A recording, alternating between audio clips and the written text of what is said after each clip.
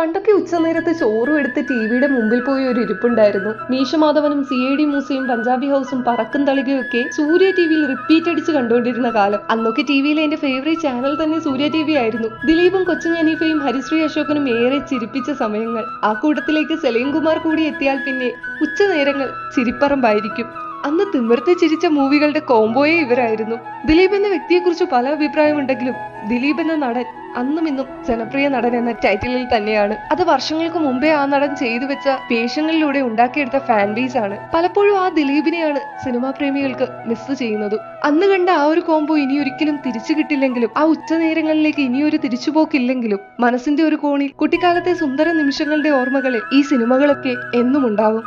പണ്ടൊക്കെ ഉച്ചനേരത്ത് ചോറും എടുത്ത് ടിവിയുടെ മുമ്പിൽ പോയി ഒരു ഇരിപ്പുണ്ടായിരുന്നു. മീശമാധവനും CID മൂസയും പഞ്ചാബി ഹൗസും പറക്കും തളികയൊക്കെ സൂര്യ ടിവിയിൽ റിപ്പീറ്റ് അടിച്ച് കണ്ടുകൊണ്ടിരുന്ന കാലം. അന്നൊക്കെ ടിവിയിലെ എന്റെ ഫേവറേറ്റ് ചാനൽ തന്നെ സൂര്യ ടിവി ആയിരുന്നു. ദിലീപും കൊച്ചു ജനീഫയും ഹരിശ്രീ അശോകനും ഏറെ ചിരിപ്പിച്ച സമയങ്ങൾ. ആ കൂട്ടത്തിലേക്ക് സലീം കുമാർ കൂടി എത്തിയാൽ പിന്നെ ഉച്ചനേരങ്ങൾ ചിരിപ്പറമ്പായിരിക്കും.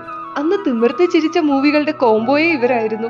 ദിലീപ് എന്ന വ്യക്തിയെക്കുറിച്ച് പല അഭിപ്രായമുണ്ടെങ്കിലും ദിലീപ് എന്ന നടൻ അന്നും ഇന്നും ജനപ്രിയ നടൻ എന്ന ടൈറ്റിലിൽ തന്നെയാണ്. അത് വർഷങ്ങൾക്ക് മുമ്പേ ആ നടൻ ചെയ്തു വെച്ച വേഷങ്ങളിലൂടെ ഉണ്ടാക്കിയെടുത്ത ഫാൻ ബേസ് ആണ്. പലപ്പോഴും ആ ദിലീപിനെയാണ് സിനിമാ പ്രേമികൾക്ക് മിസ് ചെയ്യുന്നത്. അന്ന് കണ്ട ആ ഒരു കോംബോ ഇനി ഒരിക്കലും തിരിച്ചു കിട്ടില്ലെങ്കിലും, ആ ഉച്ചനേരങ്ങളിലേക്ക് ഇനിയൊരു തിരിച്ചുപോക്കില്ലെങ്കിലും, മനസ്സിന്റെ ഒരു കോണിൽ കുട്ടിക്കാലത്തെ സുന്ദര നിമിഷങ്ങളുടെ ഓർമ്മകളിൽ ഈ സിനിമകളൊക്കെ എന്നും ഉണ്ടാവും.